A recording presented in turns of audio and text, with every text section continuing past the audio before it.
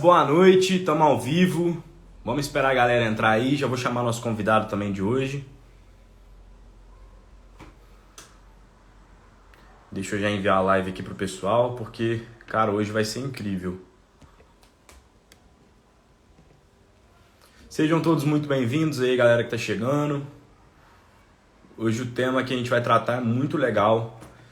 Vou estar juntamente com o Carlos aí, a gente vai estar ensinando a como investir em imóveis de alta qualidade na faixa dos R$ 100, tá? Então, você que quer aprender, fica aqui porque vai ser top.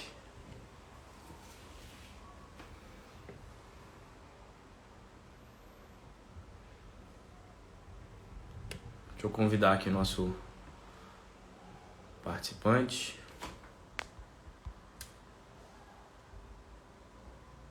Bora, galera. Vou dar mais 2 minutinhos aí pro pessoal chegar, tá? O Carlos já entrou na live. Fala, Carlos, tranquilo? Diga aí, meu irmão, tudo na paz? Tá me ouvindo bem aí? Tô sim. E A você me ouve imagem bem? também tá boa? Tudo ok. Ótimo, então, Carlos, vou dar só um minutinho pra galera começar a entrar, pra galera chegar, beleza? Beleza? Enquanto isso aí, como é que foi o dia hoje? Treinou? Treinei o quê? Academia, pô. Não tinha quebrado o óculos? Não, pô, tô de Covid, pô. Eu tô. Ah, entendi. Tá de Eu tô. isolamento, né? Tô perdidinho aqui. Fui buscar minha namorada hoje onde ela mora, né? Ela tá morando em outra cidade, ela também tá de Covid.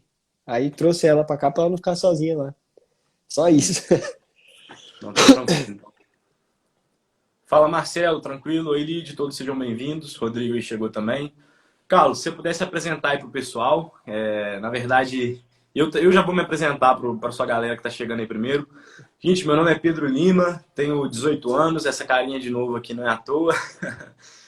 Tô no mercado financeiro aí já tem 4 anos, produzo conteúdo aqui para internet, ensino a galera a começar a investir e, coincidentemente ou não, né, porque não acredito em coincidências, mas conheci o Carlos e já consumi o conteúdo do Carlos. Ele é um cara fantástico, sensacional. Não preciso nem ficar explicando isso aqui, porque eu acho que quando uma pessoa é boa, ela dá frutos. Quando a gente quer olhar uma árvore, a gente não olha para a árvore em si, mas a gente olha para os frutos que ela dá. E o Carlos é um cara assim fenomenal. Carlos, se apresenta aí pro meu pessoal. Que é isso, com essa introdução aí eu já não tenho nem muito o que acrescentar, mas assim, boa noite a todos, né? Meu nome é Carlos, eu toco essa página aqui agora, né? Carlos.cnpi. Já tive uma outra página aqui no Instagram que foi derrubada, né? Que não existe mais. Sou engenheiro civil de formação, né? Mas decidi seguir aí a vida de ensinar no mercado financeiro. Hoje trabalho como analista de fundos imobiliários numa casa de análise chamada Simpla Club, né? Acho que essa aí é uma boa introdução já. Cara, que ótimo. Carlos, eu coloquei o título dessa live aqui. A galera pensa que é até clickbait, né? Porque o cara olha o título lá da live e ele vê como investir em imóveis de alta qualidade por R$ 100. O cara fala, pô, esse cara tá me tirando, esse cara vai me enganar, é golpe, é pirâmide, é qualquer coisa. Então, assim, a gente tem que ter em vista que o pessoal que está assistindo essa live hoje é um pessoal super iniciante nesse mundo aí, se eu posso citar, de valores mobiliários, se eu posso assim por dizer. E Carlos, a galera costuma perguntar também, né? Só para já deixar isso respondido, qual que é a propriedade que você tem para falar sobre fundos imobiliários? Responde aí para a galera também, antes da gente começar. Ah, boa, né? Então, assim, trazendo um pouco aqui do que a gente já conversou, né? Então, eu saindo da engenharia civil para ir para o mercado financeiro, uma das coisas que eu falei pô, eu tenho que ter alguma autoridade para falar, né? A gente vai estudando, a gente gosta, o mercado financeiro é algo que apaixona a gente, só que eu falei, pô, se eu quero compartilhar conteúdo sobre, eu quero ter alguma autoridade, alguma coisa que certifique que eu tenho o conhecimento. Então, eu fui em busca de certificações, né? Então, eu tirei uma chamada CEA, né? Certificado de Especialista em Investimentos, e em julho de 2021 eu tirei o CNPI, né? Que é o Certificado de Analista. Então, hoje a minha função, né? Hoje o que eu posso fazer é analisar fundos imobiliários e ações, né? E recomendar para a pessoa. Então, o que eu diria hoje que pode dizer, pode atestar, né, que eu sei sobre fundos imobiliários é isso. Eu trabalho, minha vida é analisar um fundo imobiliário e dizer para os assinantes, né, da casa de análise do Simpla se esse fundo é bom ou ruim. né? Basicamente Cara, que essa. ótimo que você deu essa introdução e eu acabei até dando spoiler, né? Porque o título era como investir em imóveis com a faixa ali dos R$ 100 e eu já falei de fundos imobiliários. Mas Perfeito. assim, Carlos, para quem não sabe nada, antes de, quer dizer, depois de você explicar, eu queria que você desse assim, para o cara que não sabe nada mesmo, o que seria fundo imobiliário. Depois que você explicar, eu queria dar um contexto assim, sobre o mercado imobiliário no geral aqui no Brasil, puxando ele desde a década de 80. Mas explica para a galera, super iniciante mesmo, assim, o que seria fundo imobiliário? Perfeito. Para todo mundo que está entrando no mercado financeiro agora, entenda que fundo é a junção dos recursos, né, do dinheiro de vários investidores diferentes. Então, o que é um fundo imobiliário? Ele junta o dinheiro de vários investidores para destinar ao mercado imobiliário, né? Então, assim, você pega ali um prédio na Faria Lima, né, que é uma das principais avenidas de São Paulo. Um prédio daquele vai custar ali 300 milhões de reais. Um investidor comum não consegue acessar aquele prédio, né? A gente não tem 300 milhões de reais para comprar um prédio só. Aí o fundo imobiliário fala, não, beleza, você não tem 300 milhões, mas se eu juntar você com o seu amigo, com seu irmão, seu pai, sua mãe, outras pessoas que você nem conhece, juntar uma galera, todo mundo coloca um pouquinho de dinheiro, a gente vai conseguir juntar 300 milhões de reais, compra esse prédio a gente vai alugar para um inquilino que seja, e o aluguel dele a gente vai dividir, repartir pelas cotas que cada um comprou, né? Pela quantidade de dinheiro que cada um colocou. Então, o fundo imobiliário é isso. Todo mundo junta o dinheiro, esse dinheiro vai ser destinado para o mercado imobiliário, e aí, com o imóvel, né, com o imóvel em posse, a gente vai usufruir, né, do que esse imóvel gerar para a gente. Então, o que você está dizendo para mim é que com cotas de a partir de R$ 100 ou até menos, a pessoa, um investidor comum como eu, você ou qualquer outra pessoa consegue acessar imóveis que valem milhões de reais. Isso é Consegue completamente acessar, possível. consegue acessar laje corporativa, né, prédio corporativo, consegue acessar galpão logístico, consegue acessar shopping, né, com 10 reais, com 50, com 100 reais, dá tranquilo. Cara, que incrível. A gente vai continuar falando disso posteriormente, galera, sobre os fundos imobiliários, mas antes, como eu sou um cara um pouco viciado em história, queria dar um contexto aqui sobre o mercado imobiliário no geral, né? Por que a gente sempre tem o estereótipo do tio do lote, do tio do terreno? Isso parece que virou um estereótipo brasileiro mesmo. A gente tem isso aqui. É sempre aquele tio, aquele primo, aquele parente, ou aquele vô, aquele cara que gosta do terreno, do imóvel. E óbvio que isso tem uma explicação, óbvio que isso tem uma lógica, tem um racional por trás. A pessoa não quer comprar um imóvel à toa. Porque se fosse assim, em todos os países eles teriam essa predisposição a investir em imóvel como a gente tem aqui no Brasil. O que acontece é que o Brasil ele vive momentos de instabilidade política desde que ele foi descoberto em 1500, né? Então, Sim. o Brasil, a exceção aqui no Brasil é ter uma estabilidade política. Não sei se o Carlos concorda comigo. E assim, quando nós temos momentos de instabilidade política, o interessante é que nós investamos em ativos reais. O que são ativos reais? Ativos reais são coisas tangíveis, são coisas com lastro. Então, por exemplo, quando você compra um fundo imobiliário, ele é considerado um ativo real, porque ele está lastreado a um imóvel. Apesar de você não estar comprando o imóvel de forma propriamente dita, você não tem a chave do escritório, do shopping, você está lastreando através daquela cota a um imóvel que existe na vida real. Da mesma forma, ações que são lastreadas a empresas. Então, assim, quando nós passamos por um momento de crise, e aqui no Brasil a gente tem um histórico muito grande desses momentos, então na década de 80, 90, com Sarney, por exemplo, a gente vai ter hiperinflação, depois tem Collor confiscando poupança. Então, assim, se a gente pegar essas pessoas que curtem os imóveis, você pode ver que são pessoas com mais de 40 anos. Então, essa galera passou por crises políticas, passou por momentos delicados, momentos de instabilidade, de não saber o quanto vai custar o pão de amanhã, por muitas vezes ao longo de suas vidas, ao longo da adolescência, ao longo da fase adulta. Então, é natural que esse tipo de pessoa procure ativos lastreados à economia real, tendo em vista que a economia real é algo mais instável. Concorda comigo, Carlos? Perfeito, João. Tem até um exemplo que eu gosto de usar sempre, né? Que é da compra do mês. Hoje eu acho que todo mundo faz, mas a gente não sabe de onde vem, né? E É as só no Brasil pessoas. isso, né? Muito engraçado. Perfeito. As pessoas faziam a compra do mês por quê? Porque ninguém sabia o preço das coisas no outro dia. A gente vivia um momento de hiperinflação que, por exemplo, você comprava hoje uma coisa por R$ 10 e no outro dia ela já estava custando 14. Então, o que as pessoas começaram a fazer? Não, vamos começar a fazer a compra do mês. A gente compra e estoca tudo, porque aí a gente se protege desse efeito inflacionário diário, né? Isso era a hiperinflação que a gente vivia ali antes ali do plano real, né? A gente vivia ali na década de 80, mais ou menos. Então, assim, por conta disso, as pessoas começaram a se acostumar muito a comprar imóveis. Justamente por quê? Porque os imóveis tinham essa ideia de proteção contra a inflação. Então, se a gente vai investir, É mais vamos fácil investir para em a pessoa o terreno. imóvel porque ela tá vendo o imóvel ali na Perfeito? frente dela, ela pode tocar nele. Então a galera às vezes tem dificuldade ali de entender um investimento que você não pode tocar, como fundo imobiliário, por exemplo. O cara não pode, entendeu? É mais difícil. Então eu até entendo a galera que está acostumada com o imóvel. Mas, Carlos, essa ideia de imóvel para se proteger da inflação é uma ideia baseada em senso comum ou realmente faz sentido isso? Os imóveis performam melhor que a inflação ao longo dos anos? Pero, você trouxe um tema assim excelente, porque não são todos os imóveis. Aí que está um ponto muito importante, né? Que a gente vai ver uma briga muito comum o que é melhor, comprar um imóvel físico ou comprar um fundo imobiliário? Sempre existe essa briga. E aí a gente sempre tem que falar, depende, que imóvel físico e que fundo imobiliário. Porque a gente tem na cabeça de que qualquer imóvel vai se valorizar. Isso não é verdade. Né? Muita gente compara, né, pensa nos imóveis como só olhando o retorno nominal. O que eu quero dizer com isso?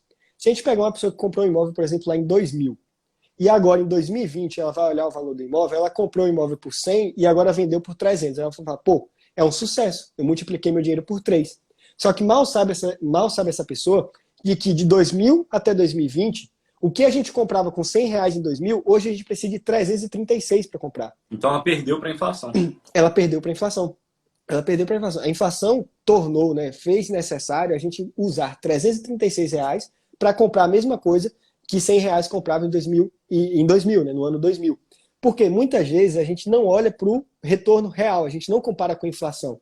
Né? O investimento em imóvel é muito comum as pessoas fazerem isso. Só olha, eu comprei por X, vendi por 3X, então beleza, ganhei dinheiro. Então, assim, não é todo o imóvel que corrige a inflação. Imóvel depende de muita coisa, depende de localização, depende de como a área ao redor se desenvolveu, depende da qualidade do imóvel, o imóvel não pode estar depreciado. Então, respondendo sua pergunta, imóveis são bons ativos para vencer a inflação? Sim, se forem bem escolhidos. Não são todos imóveis, e aí a gente pode pegar, perdão, tem um estudo do FIPZAP que mostra, né, que vários imóveis residenciais mal bateram o CDI. Né? O CDI vence vários imóveis residenciais, ou seja, a pessoa que comprou o imóvel não teve uma boa valorização ao longo do tempo, perdeu inclusive para a renda fixa mais segura que existe. Então, de novo, não é tão simples assim investir em imóveis, a gente tem essa na nossa cultura enraizada, mas demanda aí também Porque a galera um acha que é só trabalho. botar os 100 mil que ela ganhou da herança dela lá no imóvel e, foda-se, desculpa até falar, mas comprou ali e dane-se agora, vou viver e deixa lá se valorizando, mas não é assim que funciona. Perfeito. Mas, gente, só antes da gente aprofundar mais nos fundos imobiliários de fato, eu queria dar um adendo aqui, que é o seguinte. Cara, eu vejo muito influenciador de finanças falando assim, não compre imóveis, não compre imóveis, vale mais a pena fundo imobiliário, não compre imóvel, comprar imóvel é uma burrice financeira. Carlos, mas sabe por que eu discordo disso? Porque a gente tem que pensar no brasileiro médio. Vamos pensar no brasileiro médio que não tem conhecimento, não tem educação financeira. Às vezes, para ele, é mais vantajoso se prender a um financiamento, porque ele não vai estar vendo dinheiro, ou seja, ele não vai estar nem tendo a oportunidade de gastar aquilo, do que ele juntar de 100 em 100 reais e comprar fundo imobiliário. Às vezes o cara não vai ter a disciplina. Quando o cara vê R$ 1.000 ali, ele vai querer tirar. Ou quando o cara juntar um montante, alguém da família vai precisar da grana. Então, às vezes, financiar um imóvel ou comprar um imóvel é a única chance digna que uma pessoa média brasileira tem de construir um patrimônio e deixar os filhos com alguma coisa ao final da sua vida. Por isso que eu não julgo as pessoas que fazem financiamento. Eu não julgo as pessoas que compram imóveis e não querem estudar fundos imobiliários. Porque eu acho que, de fato, fundo imobiliário não é para todo mundo. Fundo imobiliário é para quem quer. E a gente não está aqui para falar, só compre fundo imobiliário ou só compre imóvel. A gente está aqui para apresentar alguns fatos, alguns dados e algumas coisas para vocês. E vocês tomem o que quiserem para si e façam o que quiserem com aquilo que a gente vai apresentar. E, Carlos, sabe uma coisa que eu gosto dos imóveis, dos FIIs, né, dos fundos Pedrão, imobiliários, que eu queria que você Só um explicasse detalhe. aqui. Ah, pode falar. Deixa eu só pegar um ponto nessa questão do financiamento que você falou, que eu tenho um professor que ele sempre fala, né? Finanças pessoais, ele é 50% finanças e 50% pessoal, né? O nome do tema é finanças pessoais. Então, quando alguém falar, pô, não compre imóvel, aluga, né? Viver de aluguel é melhor, vamos parar e pensar. Por quê? Nada é melhor do que você viver no imóvel próprio. Nada vai te dar segurança, tranquilidade que é viver no imóvel próprio. Dito isso, tranquilo. Agora, não é comprar o imóvel só de qualquer, assim, aí a palavra que eu ia falar, a la caralho, né? De qualquer jeito. Não é assim, né? Por quê? Financiamento mata muita gente no Brasil. Então, o que a gente tem que fazer? A gente tem E que são dar um jeito. momentos de vida também, né, que você tem que olhar. Perfeito, perfeito, né? O famoso quem casa quer casa. Tem um estudo também que as pessoas falam, né? Normalmente o brasileiro casa com 30 anos.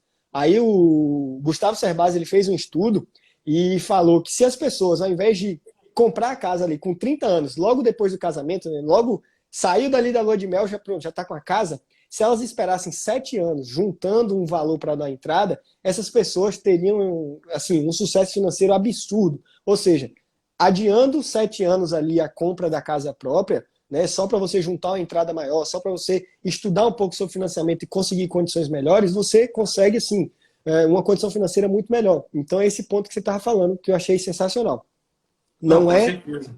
não é que a gente não pode comprar casa, não é que a gente não pode fazer financiamento. Agora, tem como fazer financiamento, tem como comprar a casa de uma maneira mais inteligente, não é só comprar de qualquer maneira. E também viver de aluguel, dá para viver também, dá para fazer muito dinheiro vivendo de aluguel, né? Dá para tornar rentável o viver de aluguel. Então não existe a resposta certa, concreta, né?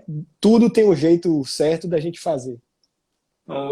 Carlos, aquilo que eu salientei sobre o momento de vida, né? O que eu vejo é o seguinte: como o governo dá muito subsídio hoje em dia, você vê até prestação desse Minha Casa Minha Vida, esse tipo de coisa ali por 700 e pouco reais, às vezes até menos. Cara, o cara tem 20, 22, a menina tem 20, 19, os dois se casam, ainda estão na faculdade, tem uma renda total de 2.000 e vê a parcela ali por 700, fala, pô, que maravilha, eu posso comprar meu apartamento. Aí os caras passam 40 anos pagando aquilo. Dois jovens que não sabem nem se vão estar juntos no futuro ainda, não tem uma estabilidade na profissão, ainda não tem muita coisa conquistada. Então, assim, o ideal, a gente não está aqui cagando regra, porque eu odeio esse tipo de influenciador que caga regra. A gente está aqui para te mostrar e você decide. O que você tem que ter é senso crítico para saber o que vai ser melhor para sua vida. Não é o Primo Rico, não é o Bruno Perini, não é o Pedro Lima, não é o Carlos, né? A gente não tem que falar nada sobre o que você deve fazer sobre a sua vida. Você é o senhor do seu próprio destino. Escolha o que você quiser e arque com as consequências. Eu costumo falar isso aqui no meu Instagram, Carlos. Quer financiar? Financia, cara, mas arque com as consequências. Quer juntar dinheiro e comprar fundo imobiliário? Junta, mas arque com as consequências no longo prazo. E falando em longo prazo, Carlos, fundos imobiliários são investimentos de longo prazo? E o que seria longo prazo?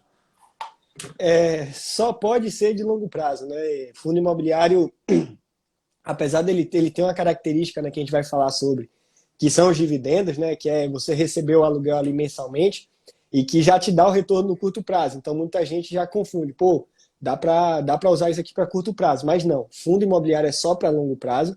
E o que é longo prazo? Muita gente diz que longo prazo é não ter prazo.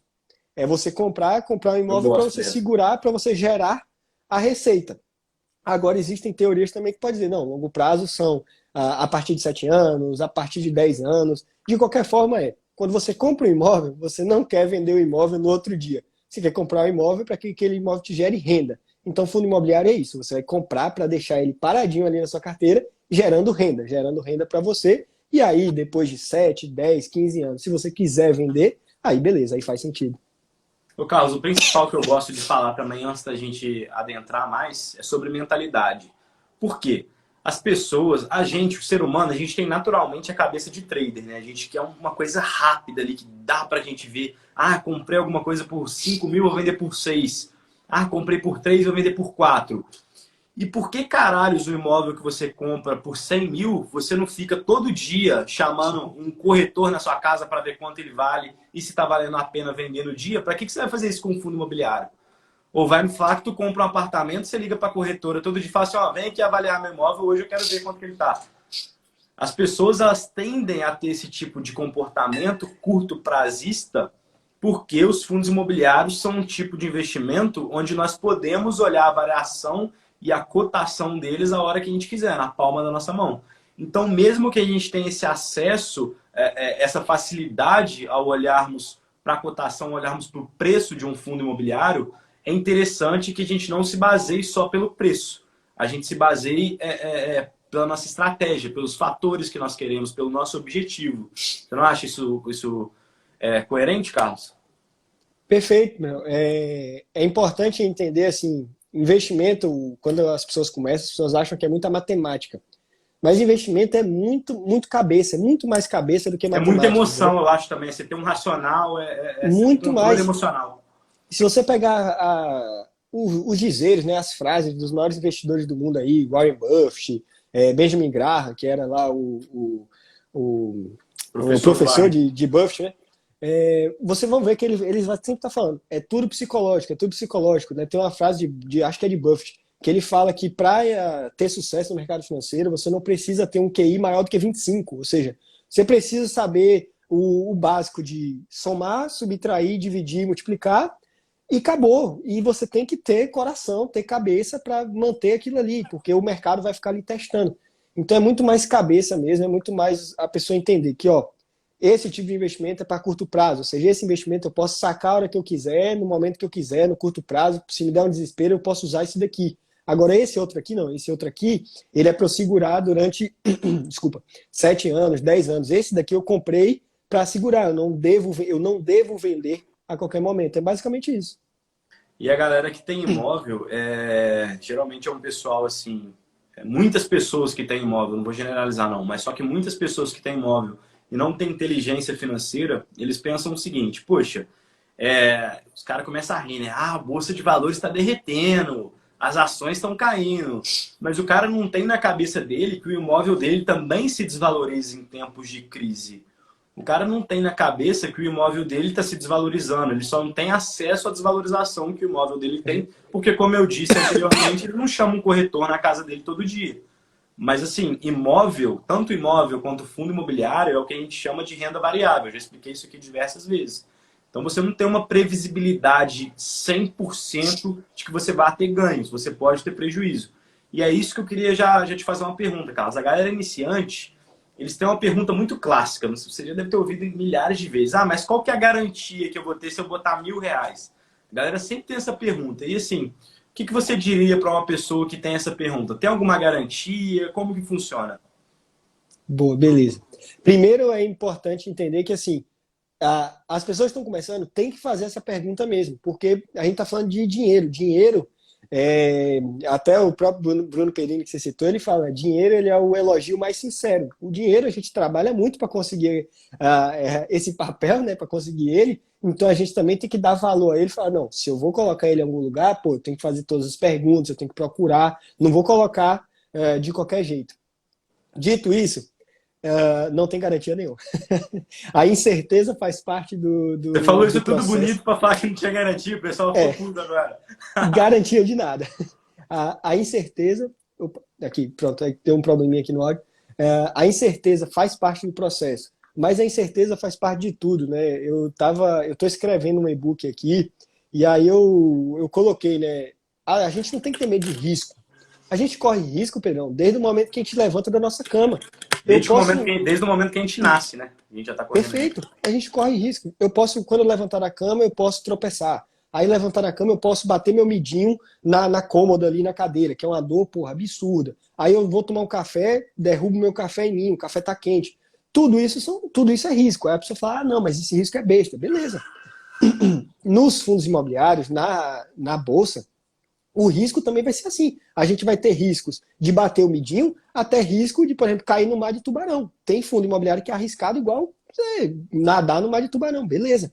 Mas é tudo isso que é assim? Não. Então, existem riscos e riscos, existem certezas e incertezas. Você não tem garantia de retorno, mas você tem grandes probabilidades de retorno. E é aí que a gente trabalha, é aí que a gente fala que, pô, investe nisso daqui, porque a chance de você ganhar dinheiro é muito grande, muito maior do que a chance de você estar perdendo dinheiro. E isso aqui já é suficiente para a gente estar investindo nesse produto. Ô, Carlos, tem duas sínteses no mercado financeiro, que é a primeira que é o seguinte, garantia passada não é garantia de rentabilidade futura, isso aí é óbvio, mas a gente também tem o efeito Linde. O efeito Linde mostra que uma coisa que já se provou no tempo, ela tende a se provar cada vez mais no tempo. E isso aplicado ao consumo, mas a gente pode replicar isso dentro do mercado. Então, se o investimento teve sucesso ao longo de vários anos, a tendência é que ele continue tendo sucesso, se ele replicar as mesmas condições onde foram replicadas anteriormente. Eu não sei se você acredita nisso, se isso faz sentido para você. Mas outra pergunta que a galera faz muito. Imagina que alguém te mandou aqui agora. Carlos, gostei muito de você falando sobre fundo imobiliário, já entendi que para mim vai valer a pena os fundos imobiliários. Como que eu começo assim, de forma simples, sucinta? Bom, para ter acesso aos fundos imobiliários, então para você conseguir comprar fundo imobiliário, você precisa ter acesso ao que eu chamo do supermercado do mercado financeiro, que são as corretoras. Então, a corretora, a função dela é justamente fazer o meio do caminho. Você quer acessar um produto, você precisa ter uma conta numa corretora, e nessa corretora você consegue lá digitar o código do fundo imobiliário e comprar um fundo imobiliário. Isso daí é a parte operacional. Para começar, em termos de teoria, né, para você começar a estudar, o que você precisa fazer? Primeiro ponto, você precisa acessar um site, por exemplo, como Funds Explorer, né, o Funds Explorer, e lá você já vai ter várias informações sobre um fundo imobiliário qualquer que você pode pesquisar. Então, primeiro ponto também, né? Tem que pesquisar alguns fundos imobiliários, ir pesquisando, conhecer os nomes, né, alguns códigos, e ir fuçando. Vai lá no Funds Explorer, começa a conhecer os indicadores, começa a estudar o que é aquilo, procura um documento chamado Relatório Gerencial, que é um documento ali que resume bem o que é o fundo imobiliário. Então, basicamente, o primeiro trabalho é abrir conta na corretora para você já poder fazer. Então anota aí, depois rapaziada. Primeira coisa, corretora. E depois, Carlos? E depois ler. Aí o que tem que fazer é muita leitura. Ir no Fundos Explorer, ler o relatório gerencial do fundo, começar a descobrir o que são os indicadores dos fundos imobiliários, né? Você vai se deparando com vários nomes desconhecidos, você vai pesquisando. Tem bons livros, né? Por exemplo, o Guia Suno Fundos Imobiliários é um bom livro de fundos imobiliários para a galera começar os estudos. Tem também aqui, Fundo de Investimento Imobiliário. Tá até aqui do lado, só um segundo. Se eu derrubar alguma coisa aí, depois vocês me criticam, porque eu sou bem bagunçado aqui. Aqui, ó. Fundo de Investimento Imobiliário, por Rony Mendes. Bom livro também para começar, né? Para ter uma introdução no mercado. E acompanhar nossas páginas. Né? Que aí, se a pessoa acompanhar, ela vai aprender. Ô, Carlos, vamos aproveitar assim que você pode falar algumas coisas a mais até do que eu, que a CVM não vai se importar muito. E assim, a galera, beleza, Carlos, entendi que eu tenho que abrir conta na corretora, mas fundos imobiliários são um oceano, são um mar, muitas coisas. Dá um direcionamento assim mais específico. Fala sobre alguns setores que existem, alguns que você gosta, alguns para evitar, alguns tipos de imóveis que você não gosta, alguns tipos de fundo imobiliário que são interessantes para a galera iniciante. Conversa aí com a gente um pouco sobre isso. Excelente, Fernando. São cerca de 400 fundos imobiliários, né? Então, assim, é muita coisa para estudar se a gente fosse olhar todos, né? Então, começando aqui por quem você deve olhar. Primeiro ponto, escolha por fundos já mais consolidados, fundos que já têm um histórico maior e de gestoras mais conhecidas. O que é gestora, né? A pessoa pode perguntar. Então, lembra que o fundo imobiliário ele é a junção dos recursos de vários investidores? Então, todo mundo junta o dinheiro lá e compra um imóvel, né? Compra um, não, mas compra vários imóveis. Você concorda que alguém tem que escolher onde é que esse dinheiro vai? Porque, vamos lá, se a gente junta dinheiro aqui, eu junto com o Pedro, que junta com as 11 pessoas que estão aqui na live, alguém vai chegar, não, eu quero comprar aquele imóvel. Aí o outro vai falar, não, eu quero comprar aquele. Não, a gente chega e a gente fala assim, não, vamos decidir um cabeça. Vamos decidir uma pessoa que vai ser o gestor desse dinheiro, que vai decidir onde o dinheiro vai ser, onde o dinheiro vai ser colocado, onde o dinheiro vai ser investido. Pois então, num fundo imobiliário tem isso. Tem a figura de um gestor, que é um profissional do mercado imobiliário, um profissional competente, que vai decidir onde o dinheiro vai ser investido.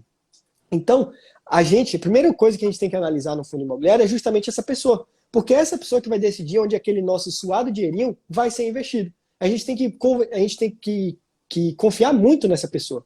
Então, quais são os fundos imobiliários que a gente tem que investir no início? Os fundos imobiliários das gestoras mais conhecidas e renomadas. Quais são elas? Credit Suisse, né, a CSHG. Kinea, né, a Kinea é outra gestora excelente. A Red Investments, também outra boa gestora. 20 você não gosta, não?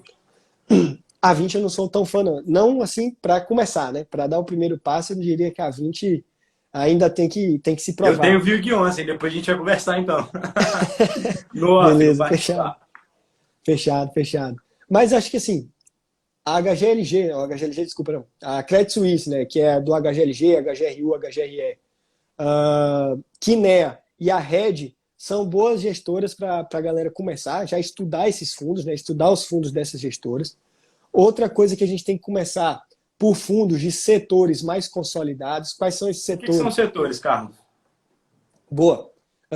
Os fundos imobiliários, eles podem investir em imóvel de tudo quanto é tipo, né? Então a gente tem fundos imobiliários que investem só em shoppings, que investem em galpões logísticos, né? Os galpões lá que servem para armazenar os estoques de Magazine Luiza, de Casas Bahia, de lojas Renner. A gente tem fundos de edifícios corporativos, né? Aqueles prédios de escritório. A gente tem fundos também que investem em hospital, em cemitério. A gente tem fundo imobiliário de tudo quanto é tipo. Agência bancária, perfeito. E quais são os setores mais consolidados? Não, galpões logísticos, prédios corporativos. O que são galpões logísticos, Carlos? Pra galera, porque tipo assim, é um nome bonitão, né? Pô, galpões logísticos. O pessoal fica imaginando aquela parada, né? Mas o que é isso, esse negócio de galpões logísticos aí? Galpão logístico, imagine uma grande estrutura usada, né, para a logística das grandes marcas, né, das grandes lojas. Então você pega aí um galpão logístico, como eu falei, né, da Magazine Luiza. Quando você pega que compra no site da Magazine Luiza e o produto chega rapidinho, muito provavelmente... não tem muita provavelmente... noção de como que funciona a parada, né? O cara compra no Mercado Livre e chega um dia ele acha que vem voando para ele. Mercado Livre tem galpão logístico aqui na Bahia. Comprei um produto no Mercado Livre, chegou no dia seguinte. Então, assim, é justamente essa a função do galpão logístico. É justamente, você tem lá os estoques, né, os armazéns ali, os produtos armazenados, e aí faz a logística, né? O produto tem uma entrega mais acelerada. Então, galpão logístico é um setor consolidado. A gente tem os edifícios corporativos, né, os prédios corporativos, que são aqueles prédios de escritórios. A gente tem os shoppings. Shoppings por mais que a pandemia tenha afetado eles, o shopping é um excelente imóvel, é um imóvel que já se provou ao longo do tempo. Então, assim, começando por esses setores, começando pelas gestoras maiores, gestoras mais consolidadas, e começando por, Pedrão, uma coisa que é muito importante. Fundos multi. Fundos que tenham mais de um imóvel, mais de um inquilino, e que são expostos a mais de uma região. Quando você compra um fundo imobiliário, com R$100 você pode se expor a 20 imóveis de uma vez só. É muito melhor do que você se expor a um imóvel. Imagine que você tem um imóvel e um inquilino só. Se esse inquilino começa a te dar problema, você perde toda a sua receita. Se o imóvel te dá problema, você perde toda a sua receita. Agora, se você tem 20 imóveis e um imóvel te dá problema, beleza, é 1/20 que você está tendo um pouquinho de dor de cabeça. Então, resumindo, por quais fundos começar? Fundos das gestoras mais conhecidas e renomadas, CSHG, né, Credit Suisse, Kinea e Red. Fundos multi, então que tem mais de um imóvel, mais de um inquilino e mais de uma região. E fundos nos setores mais consolidados, que são shoppings, lajes, né, lajes corporativas e galpões logísticos. Ô, Carlos, eu queria falar, antes de eu falar sobre 3 teses, eu queria falar uma tese minha sobre galpões logísticos, uma tese sobre lajes e uma tese sobre shoppings. Mas antes disso, a galera se perde nessa estratégia multi, porque eles não entendem. Por que tem que ter diversificação geográfica? Né? O pessoal fica assim, por que tem que ter diversificação? Primeiro, a gente tem impostos aqui no Brasil que variam de estado para estado. Então a gente tem o ICMS, por exemplo, que é um imposto que varia de estado para estado. Imposto em energia elétrica, imposto em água, isso tudo varia de estado para estado. Além de que, se você estiver exposto a mais de uma região geográfica, você vai estar se expondo a menos risco. Então, você vai estar se expondo você não vai estar se expondo a uma possível crise hídrica que pode afetar a energia elétrica e, consequentemente, afetar os seus inquilinos em galpões, por exemplo. Então, assim, é interessante que a gente tenha diversificação geográfica por conta desses fatores. não é bobo como você pensa. Ah, para que comprar imóvel é em diferentes localidades? Isso pode acontecer, é real. Ainda mais no Brasil, a gente já viu diversas crises hídricas em São Paulo, Minas, Rio. Então, assim, tudo pode acontecer. E voltando sobre as 3 teses que eu queria falar, no início dessa situação que a gente está vivendo, que eu não posso citar o nome, senão o Instagram derruba, né? No início desse contexto aí, não pode. Sabia dessa não. E eu Instagram comecei derruba. falando, né? Me desculpe. Eu ia falar, mas eu falei assim, se o Instagram não derrubou a live, então, por enquanto, não... Cara, mas você acredita que outro dia, no meio de uma live, o Instagram derrubou ela porque eu tinha falado uma palavra? Você acredita? Pô, não sabia disso. Me desculpe mesmo. Não, tá tranquilo, tá tranquilo. Então, Sabia assim, não, no mas início desse contexto que a gente está vivendo hoje, que vocês já sabem o que é, que eu não posso citar o nome, eu pensei, poxa, o aumento do consumo online, obviamente, vai aumentar, tendo em vista que as pessoas não podem sair de casa. Então, se o aumento do consumo via internet vai aumentar, a tendência é que a venda dessas empresas de varejo online, como Amazon, Mercado Livre, Magalu, Americanas, Submarino e tantas outras, a tendência é que essas empresas aumentem suas linhas de receita. Aumentando as linhas de receita, elas vão expandir, ou seja, vão contratar novas pessoas e, consequentemente, vão aumentar o seu espaço de depósito, os seus galpões. Então, tendo em vista isso, eu comprei bastante fundo imobiliário de galpão logístico, já esperando que o mercado fosse precificar isso no longo prazo. E também já esperando que o aumento de consumo do e-commerce, né, da internet, fosse se manter estável ao longo do tempo, levando em conta que as pessoas iam manter essa padronização de consumo, né, já que é uma coisa mais simples. E outra coisa também, Carlos, é que a galera de cidade pequena não entende muito como é que funciona essas lajes corporativas, né? Porque o pessoal não está acostumado com Faria Lima. Então, tipo, explica pra galera como é que funciona mais ou menos isso. Porque o pessoal não tem noção que tem um prédio de 50 andares só com escritório. A galera não saca muito isso. não. Perfeito. Assim, as cidades pequenas hoje do Brasil, todas já assim, já estão desenvolvidas a ponto de entender acho que o conceito, né? Mas o tamanho da Faria Lima, eu acho que só visitando mesmo, que é um negócio absurdo, por exemplo. Eu estou aqui no interior da Bahia, né, Feira de Santana, a gente tem aqui 600, 700 mil habitantes. A gente já tem aqui os prédios de escritórios e tal, mas nada parecido com o mundo É que é a muito Faria Lima, bizarro, né? né? Que, assim, eu visitei lá, é um negócio, assim, de maluco, né? Mas, basicamente, o edifício corporativo é isso. São prédios que a gente vai alugar para grandes corporações. Tem fundo imobiliário que compra conjuntos, né? Compra lajes, né? Compra lá. Mas grande parte dos fundos imobiliários, eles compram o prédio todo, eles compram o andar, e aí eles vão alugar e receber o aluguel como a gente faria aqui, normal, recebendo de um inquilino, pessoa física, né? E receber esse aluguel, e ele vai distribuir esse aluguel para a gente como forma de dividendo, né? Que esse é o grande atrativo dos fundos imobiliários. Quando você compra uma cota, uma simples cota lá de R$ 100, você já tem direito a um aluguel mensal que vai cair todo mês ali na conta da sua corretora. Então, Então, basicamente, se o a edifício pessoa investir corporativo é 100 isso. reais, ela já vai receber como se ela tivesse comprado o imóvel dela mesmo. É assim que Já funciona? recebe.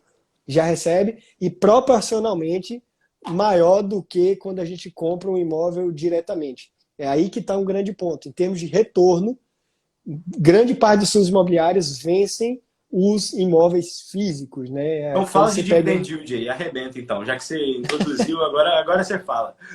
Não, é basicamente isso. É basicamente assim, quando você pega aqui um imóvel de R$ 100 mil, um imóvel de R$ 100 mil, para competir com um fundo imobiliário, ele tem que, no mínimo, gerar 500. Aí vai ter uma pessoa que vai falar, não, eu consigo que esse imóvel gere mais. Eu falei, beleza. Para começar a competir, tem que ser no mínimo R$ 500. Hoje, no mercado de Fora hoje de fundos imposto, né? Que a imobiliários, pessoa não leva em conta, né? perfeito, perfeito. Fora outras dores de cabeça, que aí, quando a gente fala de um imóvel de R$ 100 mil, vai ter condomínio. Tem que pagar condomínio, seja imóvel residencial, seja um imóvel corporativo, né? Tem um condomínio. Então, considerando que esses R$ 500 já chega líquido no bolso da pessoa, ainda tem fundos imobiliários que a gente consegue, com mesmo 100 mil, R$ 700. Então, de novo, para competir com o fundo imobiliário, o imóvel físico ele tem que gerar muito aluguel. E é difícil que o imóvel físico gere tanto aluguel quanto um fundo imobiliário. Beleza?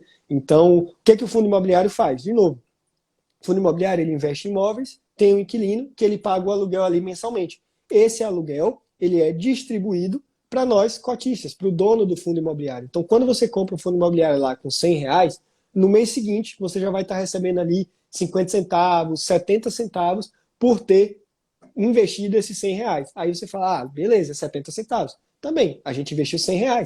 Então, investe 1.000. Opa, R$ 1.000, já recebemos 7. Investe 10 mil, opa, já são R$ 70. Investe 100 mil, opa, já são 700. E por aí vai. Quanto mais cotas você comprar, mais dividendo você vai receber. E essa é a mágica do fundo imobiliário. Né? A gente vai comprando o tempo todo e com o dividendo que a gente recebe, a gente usa para comprar mais e aí vai fazendo essa bola de neve. Tem uma frase que eu gosto muito, que eu sempre falo pra galera, né? Se você acha pouco comprar uma cota de R$ 100 por mês, até o final da sua vida, experimenta não comprar nada pra você ver o que acontece. É complicado. Experimenta ficar na mão do INSS pra você ver o que vai acontecer com a sua vida. Se você tá achando pouco um yield ali de 0,5, de 0,6.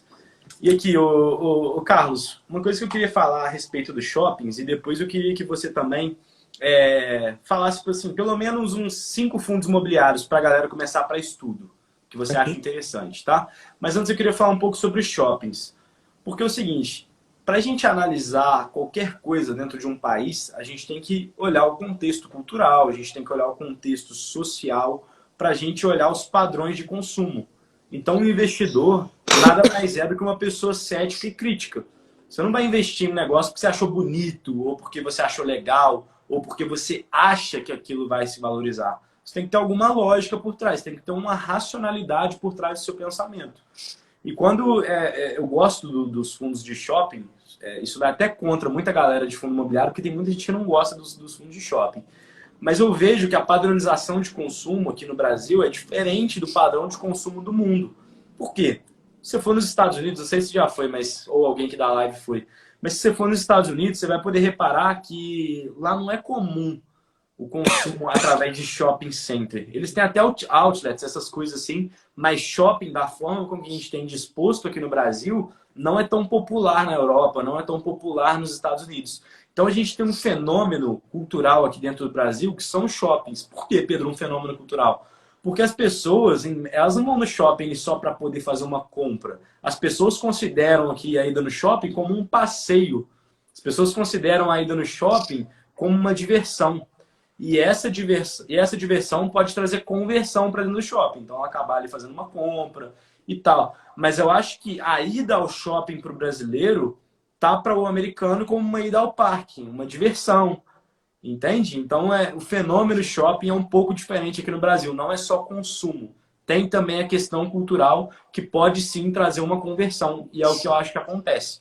As pessoas, na maioria das vezes, elas não vão no shopping. Eu vou lá para comprar isso.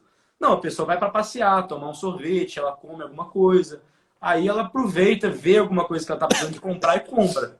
Então, é muito mais complexo a gente olhar para isso do que falar que simplesmente a shopping vai acabar no Brasil porque a Amazon está crescendo, porque o Mercado Livre está crescendo. Não, isso não vai acontecer.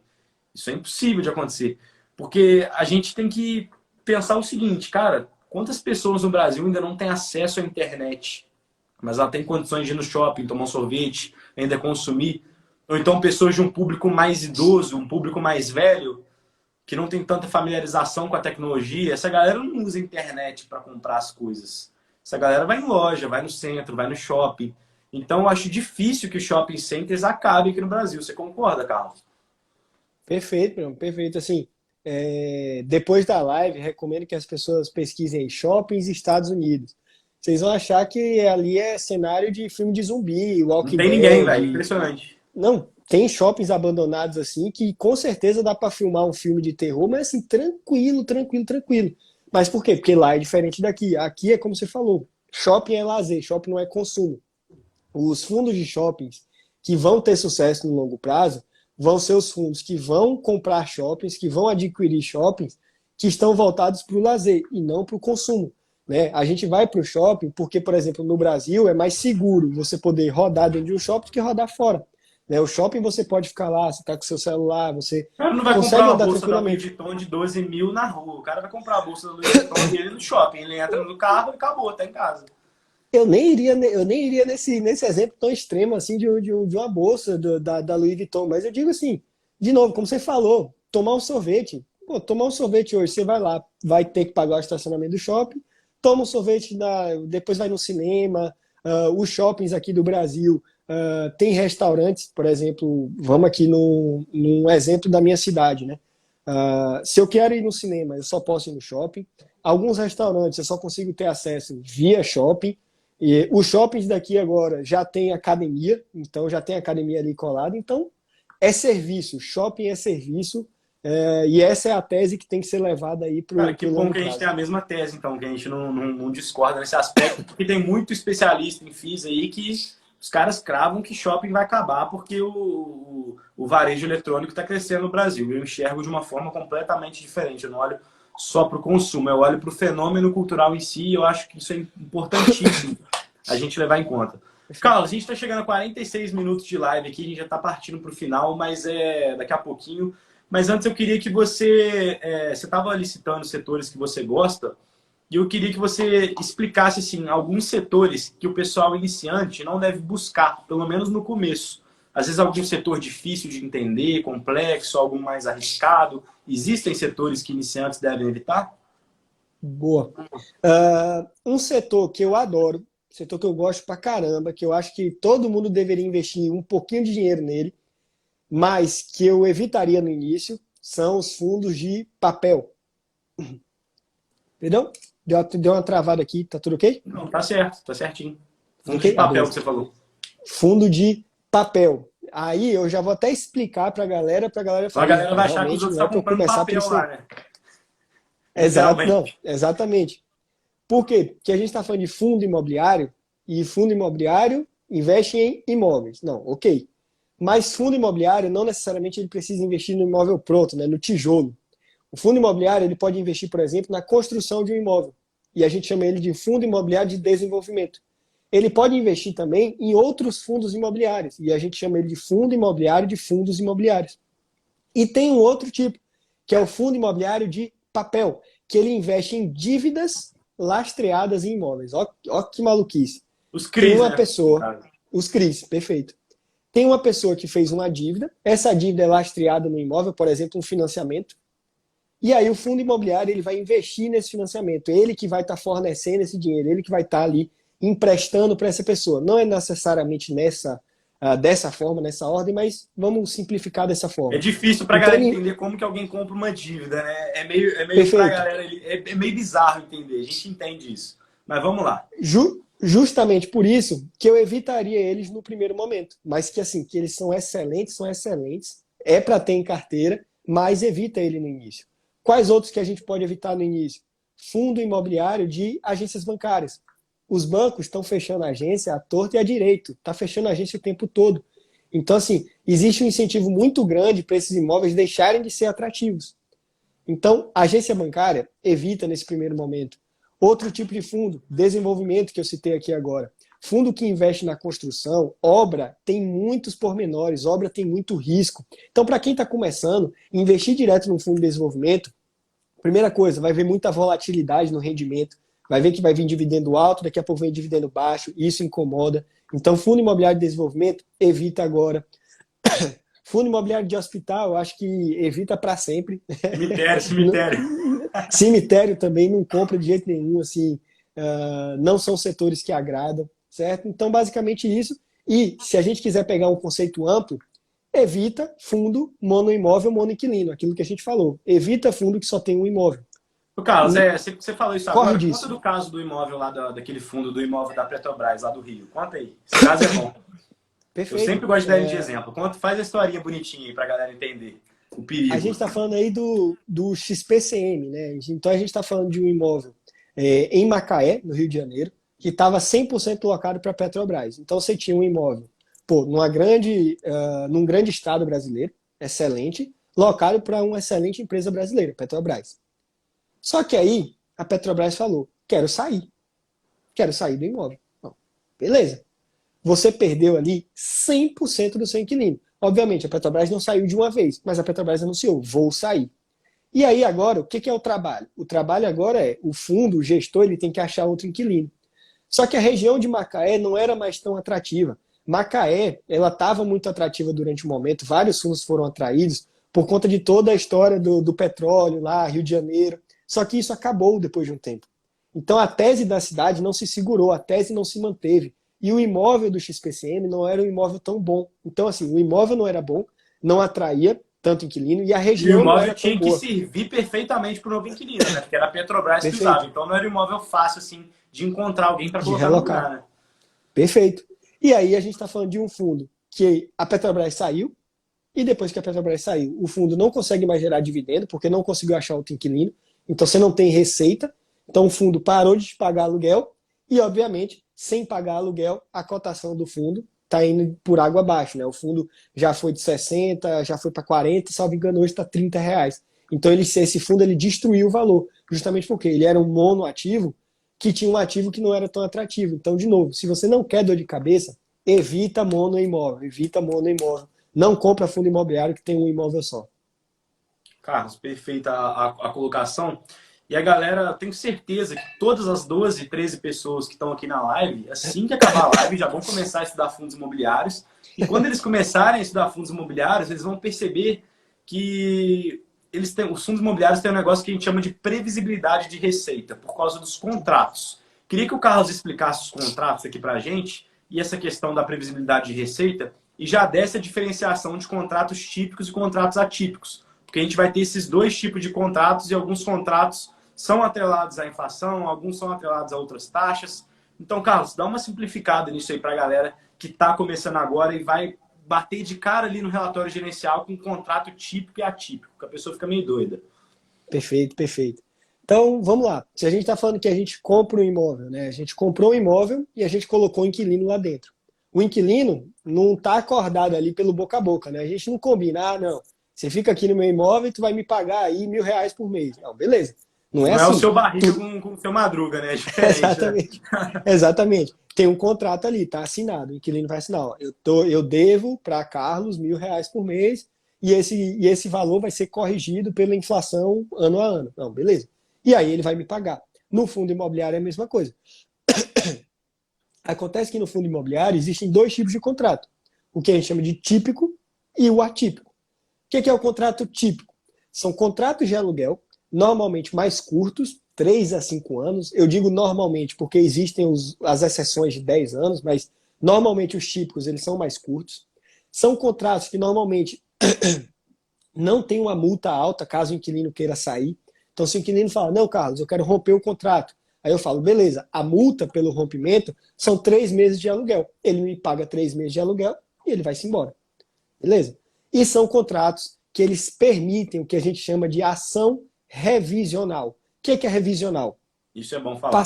Passado um tempo, o inquilino pode chegar e conversar comigo e falar, Carlos, vamos reduzir meu aluguel? Eu falar, pô, por quê? Porque todo mundo aqui ao redor, todo mundo que aluga um imóvel parecido ao meu, está pagando menos que eu. Vamos supor aqui, vamos falar de um edifício corporativo.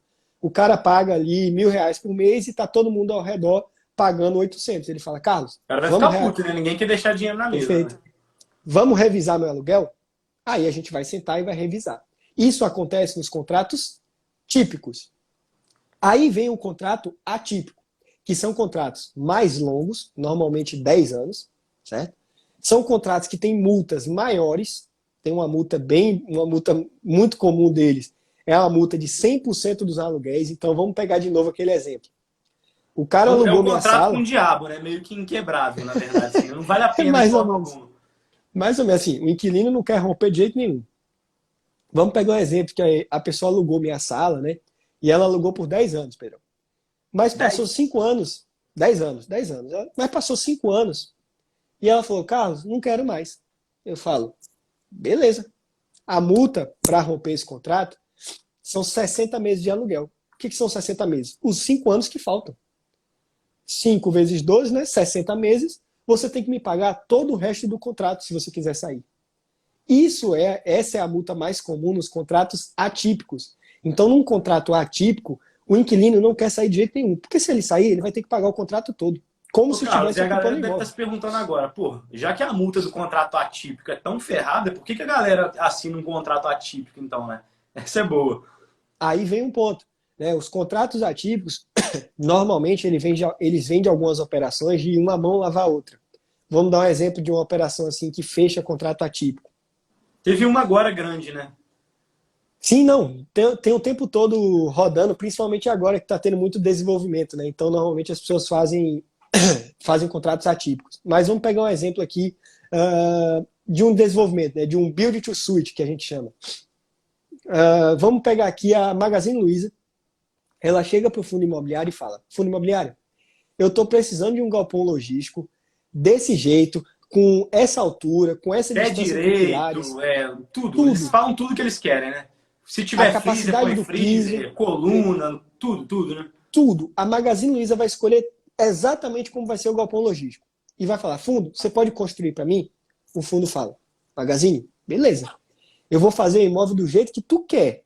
Agora, tu vai ser minha inquilina e tu vai fechar um contrato atípico comigo. Porque eu não vou gastar esse dinheirão todo, não vou fazer esse trabalho todo para, por exemplo, tu alugar comigo e daqui a um ano tu quer sair. Não. Vamos fechar um contrato aqui de 10 anos, eu vou fazer o imóvel do jeito que tu quer, mas tu também vai ficar comigo 10 anos e num contrato atípico, ou seja, se tu quiser romper, tu vai ter que me pagar o contrato todo. A Magazine Luiza fala: beleza, é uma mão lava a outra. A Magazine Luiza tem um galpão que ela quer, mas o fundo imobiliário também tem ali um contrato forte que ele quer. Então, o contrato atípico é isso. Normalmente mais longo, tem multas maiores e ele não tem, Pedrão, normalmente também. Aqui que é uma confusão que muita gente fala no mercado imobiliário. Muita gente fala que o contrato atípico não tem revisional. Isso não é verdade. A maioria não tem, isso é bem verdade. Mas alguns podem ter. Alguns podem ter, beleza? Mas dito isso, a maioria não tem revisional, ou seja, não tem renegociar aluguel. O aluguel é aquele que foi definido e que está sendo corrigido com a inflação. Mas não tem aquele negócio de, tá todo mundo pagando 800, abaixa meu aluguel. Não, não. Teu aluguel é 1.000 e vai ser 1.000, porque foi acordado que é 1.000. Aí a pessoa pode falar: pô, então o contrato atípico só tem vantagem. Não. Porque vamos pegar um cenário contrário, Pedrão. Vamos pegar um cenário que está todo mundo ao redor pagando 1.200 e o contrato atípico está combinado como 1.000. Você, como dono do imóvel, não pode chegar para o inquilino e falar: velho, vamos aumentar esse aluguel? Uma via de mão dupla, né? O inquilino vai falar: não, contrato atípico é atípico, então vou pagar 1.000.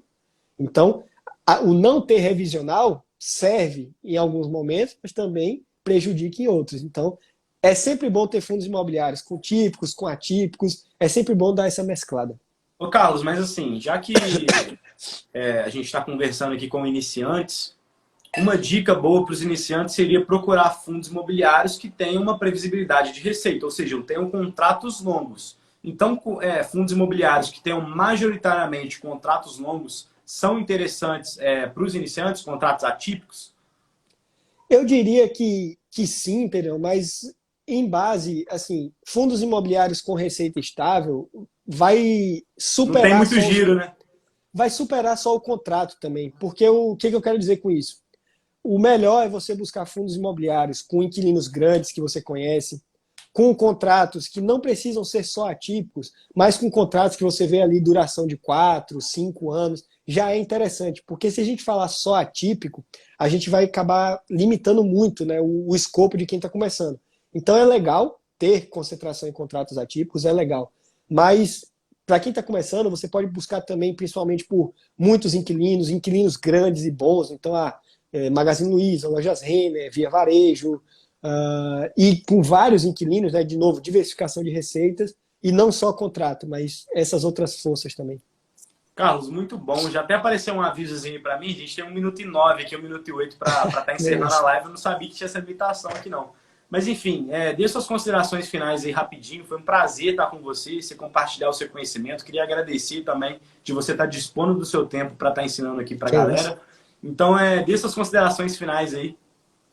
Meu amigo, só lhe agradecer pelo convite, né? Agradecer a todos que estiveram aqui presentes na live, certo? Que dedicaram um pouco de seu tempo a aprender um pouco sobre fundos imobiliários e a nos ouvir, certo? Então, só tenho mesmo a agradecer e dizer que contem comigo, direct está aí aberto, quem quiser, só chamar.